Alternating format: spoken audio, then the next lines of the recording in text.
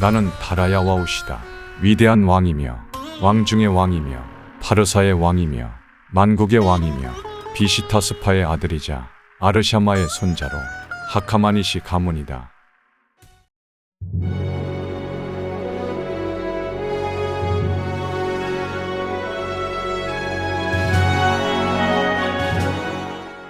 기원전 522년 페르시아 제국은 캄비세스 2세의 갑작스러운 죽음으로 혼란에 휩싸였습니다. 페르시아의 중심부와 각 지방에는 반란의 조짐이 일었고 권력의 공백이 제국 전체의 긴장감을 불러일으켰습니다. 이 혼란의 와중에 파르티아 총독 히스타스페스의 아들 다리우스가 등장했습니다. 다리우스는 오랜 기간 페르시아 제국 내에서 명성을 쌓아온 인물로 남다른 야망을 가지고 있었습니다.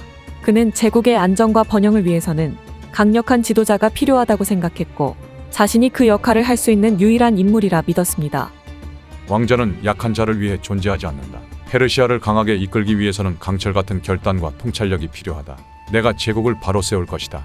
바르디아로 알려진 인물이 왕좌를 차지하고 있었지만 다리우스와 그의 지지자들은 바르디아가 이미 죽었으며 현재 왕위에 있는 자는 거짓된 참칭자라고 주장했습니다.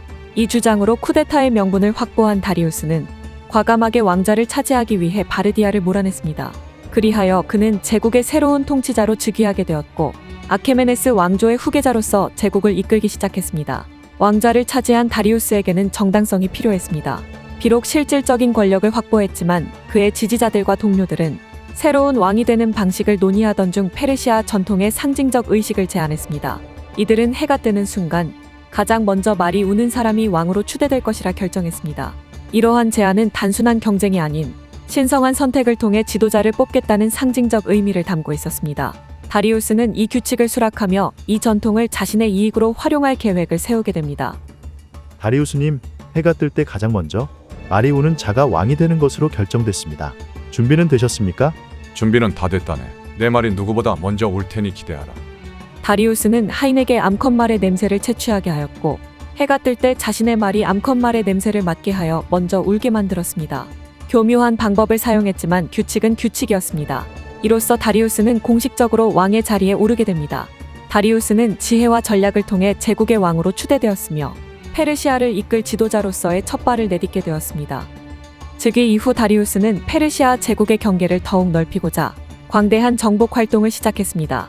그는 카스피해와 인도, 그리고 지중해를 잇는 대규모 영토 확장을 이루며 아케메네스 왕조의 판도를 넓혀갔습니다. 그러나 제국의 북부 스텝지대에 살던 스키타이족은 다리우스에게 가장 큰 난적이었습니다. 다리우스는 대군을 이끌고 스키타이 영토로 진군했으나 스키타이족은 지형과 자연을 이용해 그를 끊임없이 괴롭혔습니다. 게릴라 전술을 통해 페르시아 군을 소모시키고 군량과 물을 차단하며 전면전을 피한 스키타이족의 장군 이단티르수스는 다리우스를 당혹스럽게 했습니다. 이단티르수스, 도망만 다니지 말고 진정으로 싸울 마음이 있다면 맞서라. 그렇지 않다면 내 제국에 복종해라. 우리는 지키려는 도시도 과수원도 없어. 페르시아의 왕이여, 우리 조상들의 무덤을 찾아 파헤친다면 그때 내가 당신과 맞서 싸울 이유가 생길 것이오. 스키타이 왕의 이러한 대응은 다리우스를 좌절하게 만들었습니다. 그는 스키타이 왕을 도발하며 협상을 시도했지만 이단티르수스는 그를 조롱하며 싸움을 피했습니다. 다리우스는 결국 스키타이와의 전쟁에서 패배하고 철수할 수밖에 없었습니다. 이 사건은 다리우스에게 커다란 교훈으로 남았으며 단순한 군사적 강함만으로 제국을 유지할 수 없다는 것을 깨닫게 해주었습니다. 다리우스는 군사적 패배를 통해 정복보다 내치의 중요성을 더욱 깨닫게 되었습니다. 그는 제국의 기틀을 단단히 하고자 페르시아의 새로운 수도 페르세폴리스 건설을 명령했습니다. 페르세폴리스는 거대한 황궁과 공공시설이 들어선 도시로 페르시아 제국의 정치와 문화의 중심지로서 상징적 역할을 했습니다. 또한 다리우스는 제국의 주요 도시들을 연결하는 왕의 길을 통해 무역과 교류를 촉진하고자 했습니다. 왕의 길은 사르디스부터 수사에 이르는 길이로 제국 전역을 빠르게 연결할 수 있는 거대한 토목 사업이었습니다. 페르시아는 단순한 땅의 연합이 아니다. 하나의 정신이 깃든 나라다. 왕의 길은 모든 이에게 그 진리를 깨닫게 할 것이다. 나는 제국의 심장이 뛰는 소리를 느낄 것이다.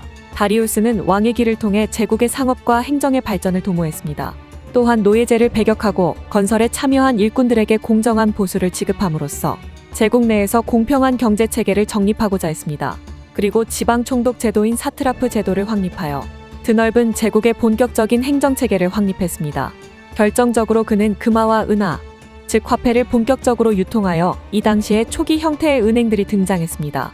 금화는 왕에게 발행권이 있었으며 은화는 지방의 총독들이 발행했습니다. 결과적으로 페르시아 제국은 직물, 광물, 향료, 금은보화 등 수많은 물산들을 가질 수 있게 되었고 세무행정 또한 획기적으로 발전했습니다. 다리우스의 이러한 정책은 페르시아 제국을 단순한 군사 제국이 아닌 문명과 경제가 발전한 국가로 만들어갔습니다. 다리우스는 그의 말년에 들어서도 제국의 위신을 높이고자 했습니다. 특히 그리스에서 일어난 반란과 그리스의 아테네가 페르시아에 도전하는 태도를 보이자 그는 이를 제국의 명예와 자존심을 걸고 대응할 필요성을 느꼈습니다. 다리우스는 대군을 이끌고 마라톤 평야에서 그리스와 격돌하게 되지만 이 전투는 페르시아에게 큰 상처로 남았습니다. 페르시아의 대군은 아테네의 용맹한 저항에 의해 물러서게 되었고 다리우스의 군대는 패배를 맛보게 되었습니다. 우리가 그토록 강하다고 믿었던 제국이 이토록 작은 나라에 패배했다니. 하지만 내가 꿈꾸는 페르시아의 미래는 이 패배 하나로 무너지지 않을 것이다. 마라톤에서의 패배는 다리우스와 페르시아 제국에게 큰 충격을 안겨주었습니다. 이로 인해 그리스와의 전쟁은 더욱 길어지게 되었고 다리우스는 제국의 군사력을 재정비하며 다시금 제국의 위험을 세우고자 했습니다. 그러나 이 전투는 그의 정복 활동에 있어서 큰 전환점이 되었습니다. 페르시아 제국의 기틀을 다지고 영토를 넓힌 다리우스의 통치는 후세에까지 깊은 영향을 미쳤습니다. 그는 제국의 경제와 행정을 개혁하며 안정적이고 강력한 페르시아를 만들어냈습니다. 또한 다리우스는 종교적 관용을 바탕으로 제국의 여러 신앙을 존중하며 종교 간 화합을 이루고자 노력했습니다. 그는 유대인들의 예루살렘 성전 보수 작업의 재정을 지원하기도 했고 이집트의 법을 정비하며 이집트인들의 신전 건설을 지원하기도 했습니다. 이러한 그의 정책은 페르시아 전역에 걸쳐 상업과 문화의 발전을 가져왔으며 그가 남긴 제도와 체계는 그의 뒤를 이은 왕들에게도 중요한 기반이 되었습니다. 위대한 다리우스여, 당신이 이룬 제국의 기틀은 오랫동안 기억될 것입니다.